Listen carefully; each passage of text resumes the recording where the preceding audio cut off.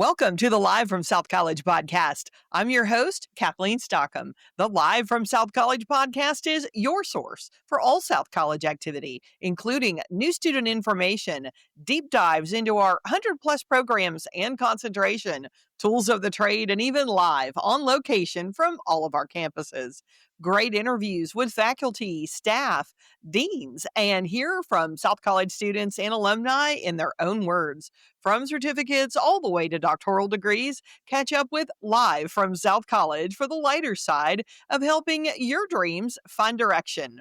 So, the purpose of this broadcast is to bring our listeners information on key programs and real talk from our guests about directions you can take in your education and in your life after graduation. Well, today culminates all of that together in a interesting little meatloaf of planning, advice, direction, and lessons from one of the premier minds of real life. He has seen it all and done it all. A first-generation American after his parents moved to the United States from the Dominican Republic. He comes from a long line of well-acclaimed family members, including his father, who taught himself English and practiced medicine, a mother who was an architect, and his grandmother, who was the first female to run a bank in the Dominican Republic. For my guest, deciding between medicine and business as a student eventually led him to choose finance, and he has worked for leading large-scale customer and business operations at Univision, NBC, Snap, and so many more. He has now branched into his own business and is a very successful entrepreneur and investor. It is my pleasure to welcome Chris Contreras to the podcast.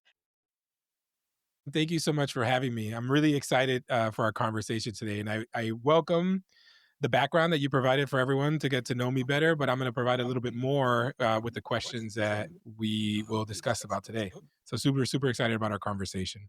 No, that's awesome. Well, for disclosure's sake, we've known each other probably about 10 plus years now, as I was actually a client of yours at one of your chief customer officer roles at a media tech company. And now it has been exciting to watch you completely bloom into this true business influencer where you are laying the foundation for leaders of all ages. So let's get into this. Tell us a little bit more about your background and all of the unique experience you've had. Well, thank you so much. Yes, we've known each other for 10 years. So the fun part that I usually start this conversation with is everybody listening is probably going through the same mindset that I was 21 years ago. I was in college. I graduated with first major in biology, took my MCATs, wanted to go to med school. My second major was in finance. And here I am 24 years later. And I've, worked in technology companies as a chief customer officer. That's where I met you at the second stint where we worked as a client partner relationship. And then most recently in the last 2 years, I started my own consulting practice and I've branched out to build my own company and service the small business sector to try to compete against larger businesses. So it's been a full 360. I started from a kid who went to public school in the South to running an entire global organization at multiple technology companies. So anybody who's listening to this, honestly, you can do whatever you put your heart to and your mind to. There's really no blocker but yourself. I put myself in a bunch of uncomfortable positions, and I'm excited to kind of share some of those with you. No, I love it. Well, the title of this episode is Real World Toolkit when you and I discussed this a little while ago. So that means things like resumes, public speaking, finding a job, but it's also financial planning, which is something most people don't think about, and navigating through tough environments and even looking ahead to different directions like entrepreneurship. So let's try and unpack all of that and understand where our listeners can go when they graduate. Fire away. Yeah. So one of the first things that I realized, and I realized it young, because luckily my parents, like you mentioned, were immigrants and they had to bootstrap themselves through everything and every experience. And one of the things that they entrusted in me from a young age was you have to take care of your credit. If I'm the first person you're listening to about this, let me be the last, because it should stay stuck in your mind forever. In my journey, leaving, big corporate companies to start my own businesses, I've realized the importance of having good credit. I've been able to fund the entire inception of my business, the marketing, the engineering, the platform, the data structure, and everything with 0% cards on the business side that don't impact my personal credit. So, and all that comes from the premise of I maintain my credit in a good standing. I was responsible with my purchasing. I was responsible with ensuring that I'm building my credit history.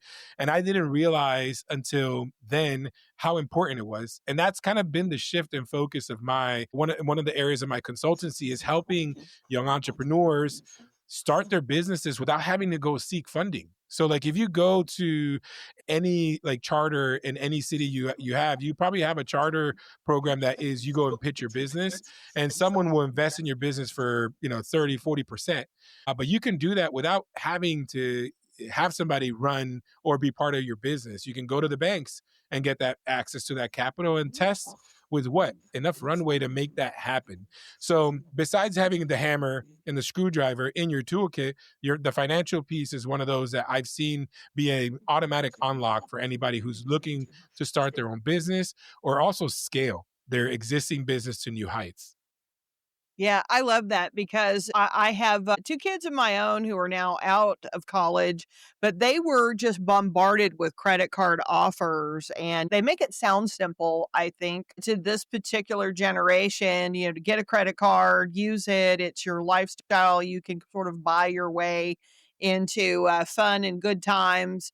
And your point about understanding credit scores, credit ratings, the importance of paying your bills on time, and the impact that it can have for you down the road cannot be underscored enough. It's unfortunate that it's not a class that is mandatory or that financial understanding is not a mandatory class, regardless of what you major in college. And so when you get out to the real world as an adult, these are tough lessons to learn. So, I think for all my listeners, as you are listening to Chris, it cannot be underscored enough how important it is to pay attention to your credit score and finances. So let's talk about entrepreneurship for a little bit.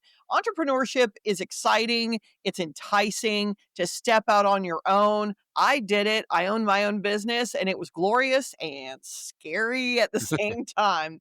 What is the key secret in your mind about finding success as your own boss? So I will start and we'll be 100% transparent. It is scary, especially if you come from an existing 20 plus years working for highly impactful businesses where you've had a salary and through hell or high water that your overperformance and your ability to kind of be a good performer will always have a salary attached to it. When I moved into the entrepreneurship experience over the last 28 months now, I realized that you have to take a bet on yourself. And I think anybody listening to this conversation, anybody can be an entrepreneur. The difference between someone who does it and someone who doesn't is that they take a risk. And that risk has to be calculated, right? You have to have an understanding of like what your business plan looks like. That doesn't mean you have to have it soup to nuts. You have to have at least 50% viability to your go-to-market strategy. Whether it is you're a bake shop and you're looking to open up a local gluten-free bakery in your neighborhood, that's a great idea. Like do some research, understand like the audience, especially in the area you live in, to understand if there's enough throughput there to make that a viable business. It doesn't really take a lot. With the advent of AI, you can do a lot of market research within seconds. So you and I, who are a little bit, a little bit more seasoned, is the proper term. Is that a uh, way to saying old? no, I would say refined. We're more refined. Everybody else will say we're old, but look, I think old is a new young. So I'll take that and go and run with it. But we had to go and actually call and market research ourselves. So it was a lot harder to start Yes. your own thing 15 years ago, 10 years ago than today. You have folks who are starting SaaS companies, software as a service businesses by building an app, leveraging AI, and then making $100,000, $200,000 in recurring revenue a month. It's wild. So an entrepreneur today has so much more flexibility. And if you're not considering or at least thinking through what you could be doing to supplement your income, then another takeaway besides the financial literacy is start thinking about what life would look like if you started your own business. and document that somewhere. Actually, one of the recommendations that I do have is you use a voice to text to chat GPT and create like a GPT that just is your thoughts on a daily basis drop. I've always thought that I could build an app or I can do a company that can help with X, Y, and Z. It'll do research in the background for you so that when the push comes to shove, you already have a set of ideas kind of formulated. It's been stress tested with some market data, and you let the AI do the work for you. It's not going to share it with anybody else because it's your own personal GPT. And that's one of the things that I'm so excited and I'm vigorous about with folks who I'm speaking to on a daily basis. Okay, I have like a million things in my head. So I keep a work diary. I always have, and I just put in notes about the day and things that are good, things that are bad, and I use that to sort of keep track. And I'm a bit of a feedback queen, so it's all a way for me to capture feedback and some information that I want. So that tip about recording your thoughts on Chat GPT, that's brilliant. Definitely going to start that. Back to entrepreneurship. I think the other thing that and you're 100% right. When I started my business, there was no Chat GPT, there was none of this. And so I definitely had to do all the market research, really kind of hitting the streets and doing a lot of internet research. And the one thing that I definitely was prepared, at least I thought I was prepared for, you've got to really take a hard look at sacrifice. Yeah. Obviously, a steady income, if you have quit your job to start a business, is something you got to think about the endless hours. And you have really got to have a no quit, no give up mentality. And whatever fire is in front of you, you've got to be able to walk through it and keep going because you are obviously the only thing that's keeping, yourself from being on the streets or being okay. And in my case, I was a young mom. And my Wow. husband and I had a dream, ran after it. We worked really hard. We put a ton of hours in. But you know what? I also missed cheerleading competitions. I missed baseball games. My kids didn't necessarily have a great quality of life at that time because we were always working. And when we weren't working, we were concepting and we were working on business and we were thinking about expansion. We were doing all these things. So, for any entrepreneur, and again, just coming from a place of honesty, do a full 360 of your life and everything that's in it right this minute, and then begin to take that donut and push everything off the donut that you're not going to be able to do anymore. That could be vacations, that could be a lot of things. So, Yeah. that's just a little tip from the corner. Well, hopefully it doesn't scare folks away, but it's an honest, perspective because you do dedicate a lot of time. But then I think one of the realities that I've noticed in the last 28 months and running this consultancy and two other businesses is the delegation is an imperative part of your Mhm. success. And it's the same thing at a big company, at a small company, is the moment you are the leader, in this case, the founder, the co-founder, like you have a set of responsibilities. And then once you start scaling, you have to start releasing some of those responsibilities onto your team so Yes. that they also grow and scale. And then you feel confident when you do take that vacation that someone has your back. And I Yes. and, and I recommend this to anybody, whether you're working a 9 to 5 or you're working on your own business. The beginning sucks, but the reward at the end of it is very positive. But it will only continue to be positive if you start scaling in the right way and you start enabling the folks that are supporting a cast to the success of the business, who potentially are probably 80% of the reason the business is succeeding because they're the ones working it on a daily basis in the trenches. Reward them, make sure that they are aware of like what expand their leadership capabilities, give them visibility into the financials. Right now my business, everybody knows the financials. My P&L is public, like there's nothing, I'm not hiding anything. So what that does is it creates trust across the board. So from the person who does data entry all the way to the person who sells to my business partners, everybody knows exactly what the business is as of today, so there's Yeah. no excuse.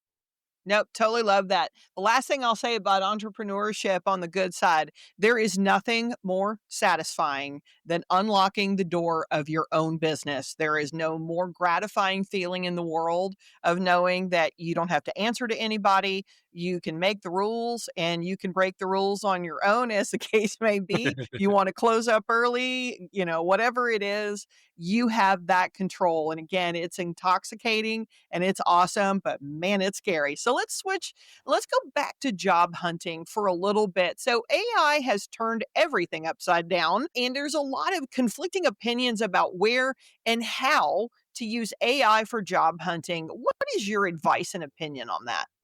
So there are a couple of factors, and this is a good one because my focus right now has shifted a little bit in my consultancy and helping small businesses kind of continue to scale with the leveraging AI for a couple of areas of their business. And I actually did a video, and we'll tag my socials when we post because I share a lot of good nuggets on AI and the trends and like what folks are seeing. And I did a video because my daughter is 6 years old; she's turning 7. She just started first grade, so we're in the beginning of her education. And I was losing sleep like 2 weeks ago, and I was like, what world is she going to walk into in 16 years? Like I'm thinking about today and how fast things are changing. I have no idea what that world's going to look like in 16 years. But what I do know of what that world could be or could leverage, it's going to be definitely something that requires a specific skill set that all of us should be leveraging on a daily basis. And my mindset where AI is right now, it's kind of removed a lot of like the tedious grunt work that folks potentially were hiding behind those roles for 15, 20 years. I used to call them, because I was in operations. So I used to do a lot of lean Six Sigma. I'm a green belt in Six Sigma. And when I was at NBC, we would look at all of the operational processes and look at the roles that just had like remedial tasks. Think of this as, and you can remember this, Kathleen, back in the big company days, is like you had literally one person that all they did was data entry, something that a seller would send them, and Mhm. that role was legitimately like a cog. So if that wasn't done, then the whole process on the post sale side, the onboarding, the selling proposition for that client was held up because of that one person. So what does that one person do is create a bottleneck so that they have job security. And AI, what it's doing, it's kind of molding itself into these repetitive tasks so that it highlights the areas of the business that folks should be focusing on.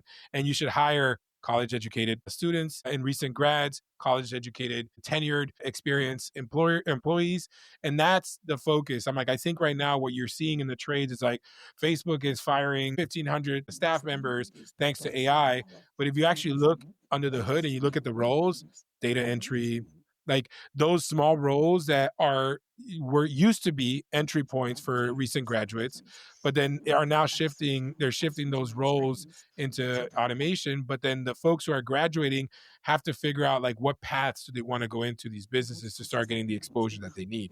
So one advice that I have for anybody who's trying to leverage AI for job hunting is having AI like kind of curate your resume. So, and I say this from a lens of every company is getting thousands of resumes on a daily basis. There has to be a differentiator, and that differentiator is putting yourself in the resume more than just the words that is stated. So, if the role is a sales role, let's say for example, a junior sales role, and your resume looks like everybody else's. I went to Penn State, I went to South College, I went to University of Miami, and I'm looking for my first role. I'm really eager to go here, blah, blah, blah. That sounds cool. Awesome. You can write a resume. Talk about the skill sets that got you to the point of that conversation. What differentiates you between the South College student and the Penn State student? To be honest with you, 9 times out of 10, I'll pick the student from South College. Why? Because they have grit and they're focused on getting something that's going to materially impact their lives versus the majority of these bigger programs in schools. And I'm speaking fully transparently. They usually are brought in there because their family members went to school. No offense to those schools at all. No offense. Um, but I'm giving you the perspective of like that's the kind of you want to leverage AI to throw in and differentiate you more than anything else. So using it for resumes, and the other piece is using it to help you find jobs. There's a lot of rumors, and it's rumors that are factually based now. So they're murmurs, I guess, that ChatGPT is going to open up a job program within their ChatGPT instance. So like it's going to take over what LinkedIn is doing on the job posting, but it's going to be a lot more curated and connected to the businesses that are in their enterprise sector. So be on the lookout because there's going to be a lot of access to folks who have technical exposure leveraging AI right now. If you're in school, you're leveraging AI, you're using it on a daily basis, you're learning about it, put it on your resume. Put it on There your resume today. That's amazing. There's some breaking news right there. I did not know that, and that is kind of exciting and a little scary at the same time because it pretty much blows away all the norms. For those of us back in the day who used to get the Sunday paper for one ad, so that's that's insane. I am definitely gonna keep a lookout for that. That's incredible. So since we're talking about this younger sort of demographic, let's take yourself back. Let's take Chris back to that 22 or 23-year-old self, fresh out of school, the whole world out in front of you. What would you do differently today at that time in your life? Wow, that's a good question. So, man, I mean, I had I had so much ambition at the time. My goal, and I'll tell you, honestly, my goal when I graduated, I was like, I got to move to New York. I got to experience the big city experience and expose myself more. It took me like 2 years or 3 years to get there, but I did it. But if I go back in time, I would say be more. Be put myself in more uncomfortable positions. I would say my first 5 years right out of college, I played it safe. I'm a hard worker. I'm a hard worker. I've been working since I was 15 years old. I worked at a Carvel, so I made ice cream cakes for a year and a half, and I've been working my whole life pretty much since I was an adolescent. In that nature. So I knew that the grit that I had was going to get me in open doors that someone else couldn't open. But I was reserved those first 5 years. I didn't try and expose myself more to more things, not try to one up anybody or try to be better than anybody else. What I'm saying is put myself in positions, take on projects that I potentially wasn't the most equipped for, but I could be a supporting cast, which is totally fine. And though if I would have done that, I probably would have been in more senior level roles earlier in my career, but I was very young in my first senior level where I was VP before I was 27, which doesn't seem like it's young, but when you're graduating at 22, 23, that's only 4 years removed. And everybody else in my VP level at the company I was at Univision at the time, was in their 40s. So like they looked at me like this kid doesn't know anything. But I'm telling you, the grit and the putting yourself that year the year before I got promoted, I put myself in every uncomfortable position, and then I realized, man, I should have done this earlier, and I didn't because I was more afraid, to be honest with you. Yeah. Wow. All right. So there you have it. For the Yeah. under 30 crowd, there is some stellar advice there. I love that. I have many more questions, but we'll move along. It seems like being financially prepared for adulthood or even a career change is something most are not prepared for. In fact, they don't really teach financial planning, as we discussed earlier, in home economics anymore in high school, where you learn how to balance a checkbook or even, credit card responsibility, as we mentioned. There's lots of financial experts out there, but what is your no nonsense advice? Yeah, no, look, financial literacy is, I would say, the difference between this country being having 70% or more of their population be profitable in their household versus it not. And it's because it's a disservice in the earlier education system to not focus on it. It honestly is just 1 year. In high school, it could be the senior year before you graduate. If you take a financial literacy class, instantly it changes the perspective and the mindset. I would say that my no nonsense advice is if you can't if you can't pay off what you're buying earlier in your life, in this case, you're in your 20s, you have your first big boy or big girl credit card, and you're gonna go buy, I don't know, a watch or a purse or tickets to an event or something. If you can't pay that off in the next 30 days, just reserve it. Wait till you're ready. You know why? Because it's a snowball effect, and I'm speaking from experience. I've come from wanting to splurge. I've worked really hard my entire life. I'm working, I'm making money. But those little purchases are the killer in anybody's checkbook. And you know what makes it even more present for me is that Amazon is one of the, I would say, the biggest components in this statement. You can buy anything and everything you want on Amazon. The problem with that is there are about 15 to 50 micro purchases you can make in a month on Amazon that would be something that you would consider not to do in any other setting.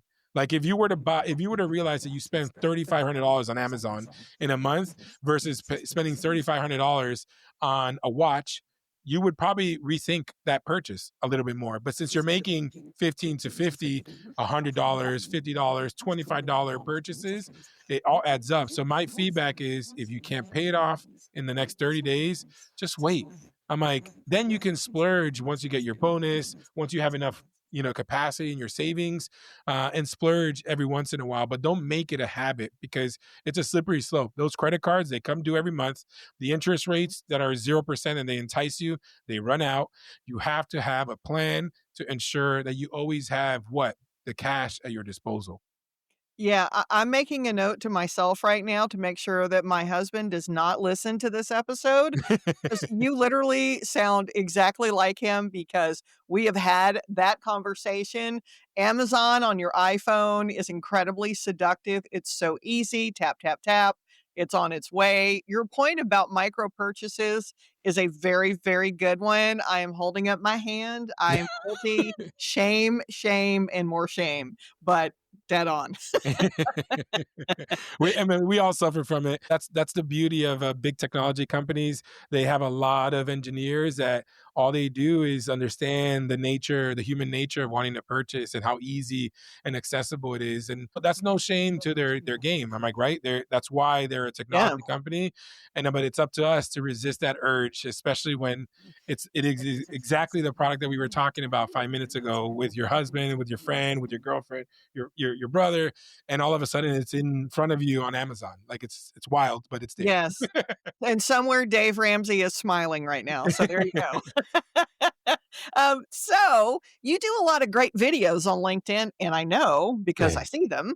The advice is always solid and definitely thought provoking. What led you to do these amazing video vignettes?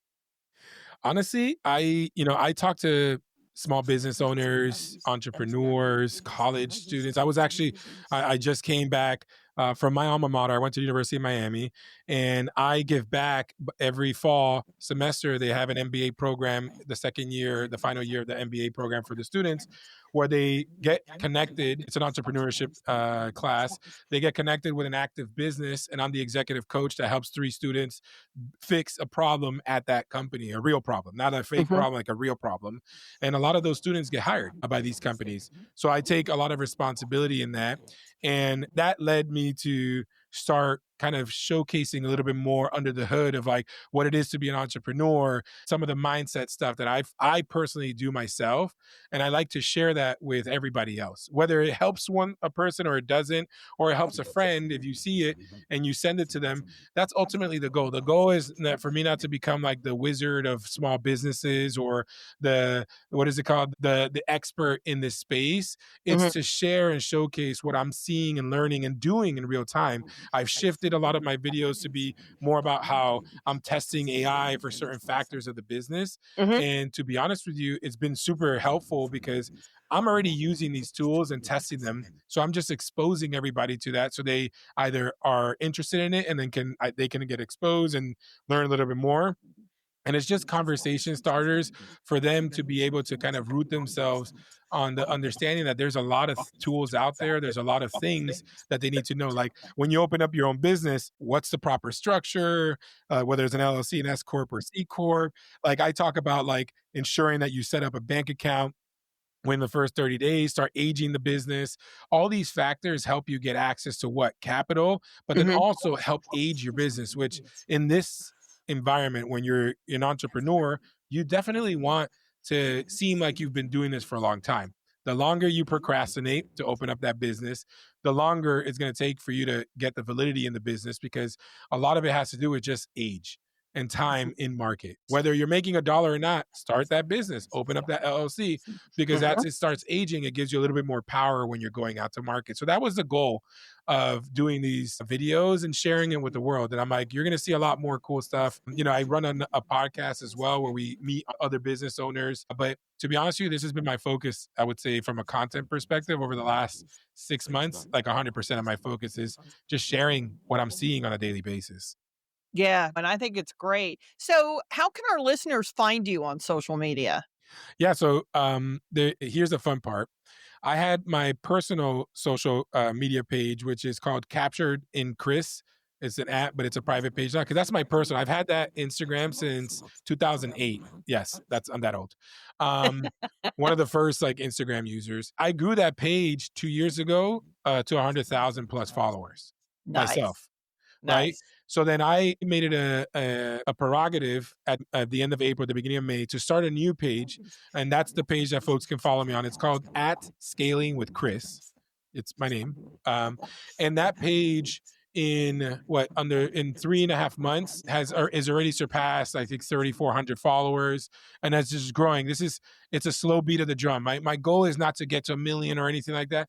But the whole premise of that page is to showcase what it is to build your own brand, what it is to build your own business, what it is to scale your own business, and some of the technology behind that I'm exposing folks to.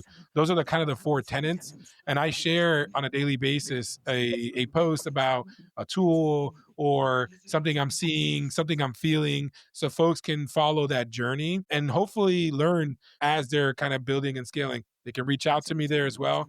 I man it myself, so I respond to everybody who messages me. It is a lot of work, but to be honest with you, I find a lot of value. And Kathleen, you know me. I come from customer success, so like my entire adult life has been built around helping businesses scale and helping my customers' businesses scale with the tools and solutions. So I've been inordinately passionate about helping people since I was a kid. My younger brother has Down syndrome. I was a Special Olympics coach for 20 years. So I've been in the mix of wanting to help people since I was a young kid. And right now, doing this content, sharing all these learnings, sharing my pitfalls, what I failed in the last 28 months, will hopefully help someone not have to trip on those same speed bumps, but also be able to succeed in their life as well.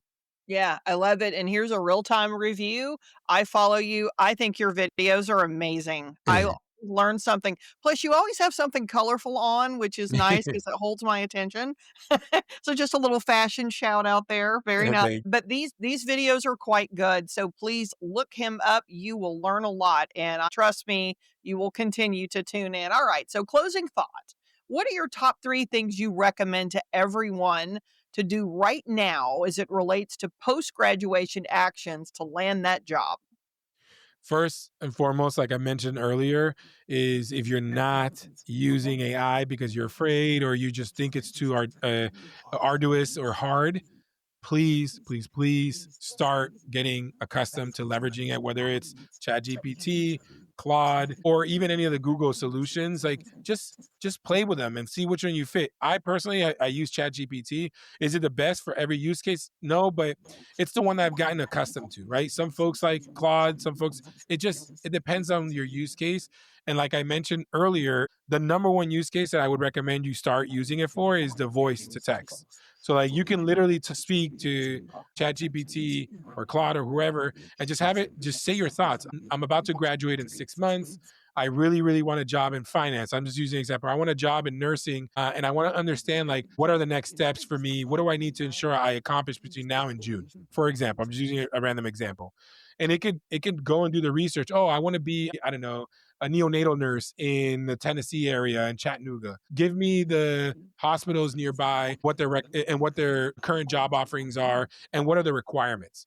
It can actually do all that, and then you can kind of interplay that with what you have. All of a sudden, you've created a map to get that job in the future, 8 months in advance.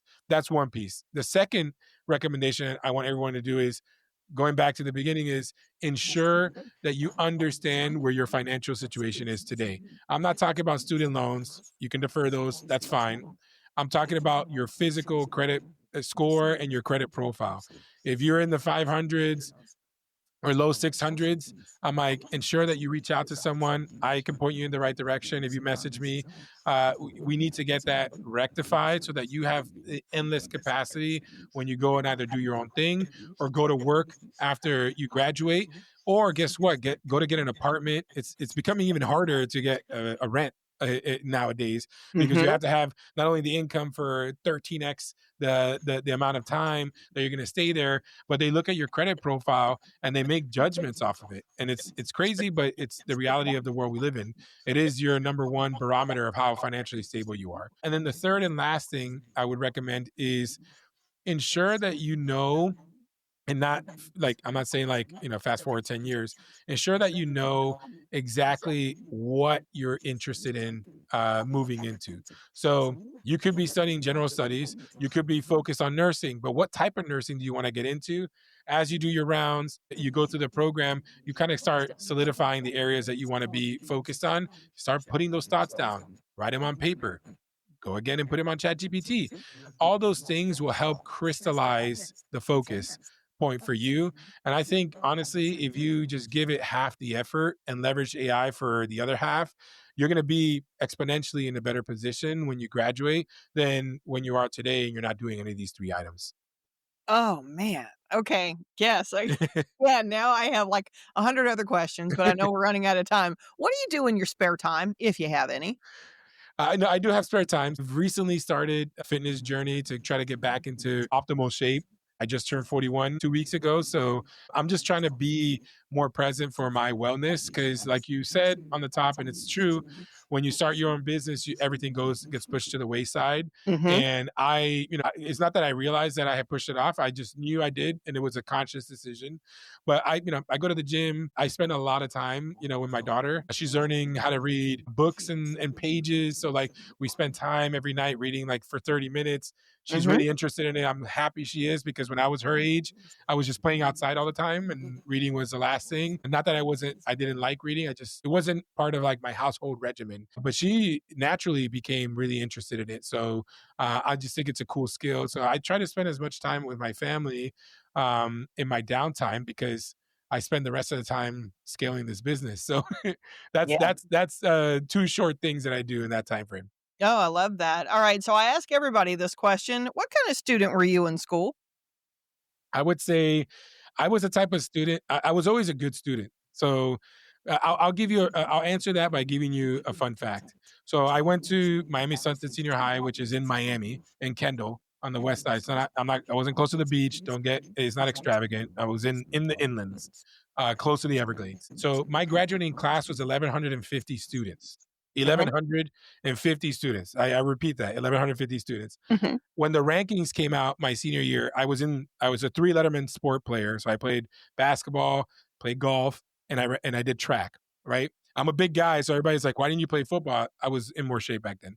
Um, and my football team sucked. So I when the rankings came out, like the top, like rankings of GPAs, I was number 97 out of 1,150 students. And Oh. everybody turned around and goes, "Chris, you're smart." And in my head, the first thing that went in my head is like an expletive word, but I realized that I don't I don't really expose how what type of student I am or how smart I am to people, because I knew early on with my relationship with my dad that that really doesn't matter. It's how you apply your learning that's going to get you far in life. And Hmm.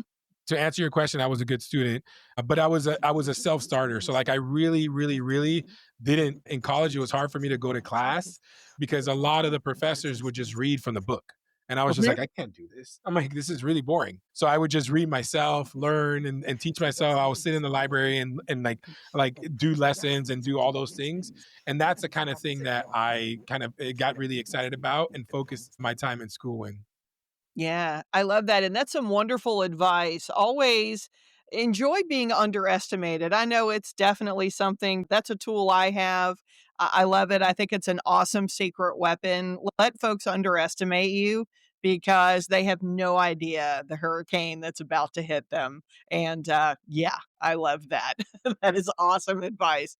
Well, I think this episode go down as one of my best ones. It will definitely get a lot of our current and former students excited and curious about all the possibilities that are out there. Some solid, fantastic advice. It's gold. And in addition, it should definitely inspire even our non students out there that just need a shove in the right direction to explore the possibilities. As adults, we always need to remember the only person who can unstuck yourself in the rut that you think you're in is you. And opportunities are out there if you're willing to take a risk. Work hard and never give up. And you've heard it from the source here. Follow this man. You will not regret it. I want to thank my guest, entrepreneur and investor Chris Contreras, for being my guest today. Thank you so much for having me. Ah, such a joy to have you. Coming up after the break, a little more on postgraduate life and our amazing alumni association and all the free tools you have to access when you graduate. Stick around. We'll be right back. When you start your new career path at South College, you'll join students from different walks of life at varying stages in their lives. Many students are going back to school to finish degrees, while others are pursuing elevated education that will help them improve their potential in their current roles or for chasing a new direction. South College offers over 100 programs and concentrations with specialized focus on associate, bachelor's, master's, educational specialist, and doctoral degrees in healthcare, business, technology, education, and legal studies. We are regularly developing new academic programs based on local, regional, and national trends. Each curriculum is designed to promote development of knowledge and skills in the associated discipline as we challenge and support our students. South College is committed to providing intellectual, social, and professional development to a diverse student body. With locations in Knoxville, Tennessee, Nashville, Tennessee, Atlanta, Georgia, Asheville, North Carolina, Orlando, Florida, Indianapolis, Indiana, Pittsburgh, Pennsylvania, Dallas, Texas, and Marietta, Georgia, as well as programs delivered through Competency-Based Education, or CBE, and online. We're here with you every step of the way, starting with the admissions process. To find out more, visit South College at south.edu. South College, where dreams find direction. Welcome back. As part of the South College experience, we have an outstanding alumni association that provides so many avenues for our new graduates.